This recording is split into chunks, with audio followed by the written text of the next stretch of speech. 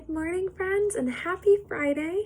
The day has come and we are finally going to finish our folktale story or our Cinderella story. But first, let's remind ourselves what a folktale story is and what we've been working on for the last 2 weeks. A folktale story is a story that can be told over and over again, and sometimes it changes. The type of folktale story that we are telling, or that we've been writing, is a Cinderella story. And we've been creating our own. The kindergarten team has been making our own about Octorella, and you at home have been making your own version of a Cinderella story. And so today, we are going to work on making a front cover to display our work and to show that we are done writing our book. So first, we're going to dive into our story, the kindergarten story of Octorella, and remind ourselves of what happens in that story. And then I'm going to show you how we can make a front cover, and then you will make your own. So let's get started on that. So for our story, we know that we have a main character, a villain, an event, a fairy godmother, a lost thing, a solution, and a happy ending. The main character is Octorella. They live in the ocean and they're in the yellow. They're goofy. The villain is named Sassy Starfish and they like to use red words. The event in our story is that Octorella is going to go to a concert put on by a school of fish. But Sassy Starfish says that Octorella can't go because they don't have a very special and fancy crown. And so Octorella's fairy godmother, this shark, comes and brings Octorella a crown. The lost thing is the crown, and so Octorella gets really upset by it. And the solution is that the Sassy Starfish actually finds the crown and gives it to Octorella.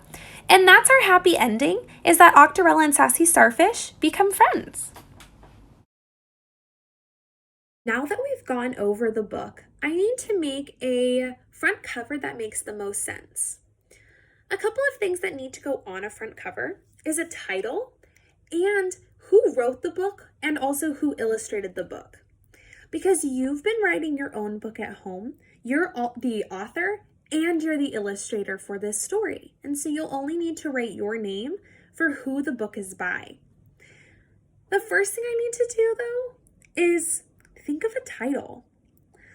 I know that titles are sometimes shorter and they make sense with the book. If I gave the title, Octorella went to a concert and then they became friends with a sassy starfish. Does that sound like a good title? That one's a little long and it tells the readers everything that happens in the book. I want my readers to read the book and be curious about it and not know everything based off of just the title. So I want to give something that's about the book, but doesn't give away everything. I know that the movie and the book Cinderella just has Cinderella's name. I wonder if I could just use Octorella's name for the title of our book. I like that idea. I think I'm going to call our book Octorella by the kindergarten team because we've worked collaboratively on it. And then for the front cover, you get to draw a picture of what happens in the story and what you want your readers to see on the front cover. So I'm going to show you what mine looks like. So friends, I have at the very top written our title. It's Octorella. And right below it, I wrote by the kindergarten team. I wrote that because as kindergarten teachers collaborated on this story, you might just write your name or your name and someone else that might have helped you in your family if you would like to include them in your story. That would be your author's choice though.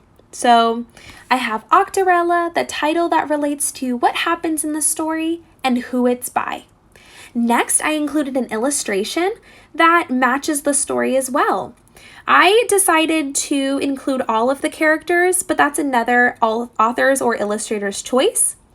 So now it's your turn. The title, who it's by, and a picture of some kind. I'm so excited to see your work, friends. And I'm so proud of all of the hard work that you have done this week.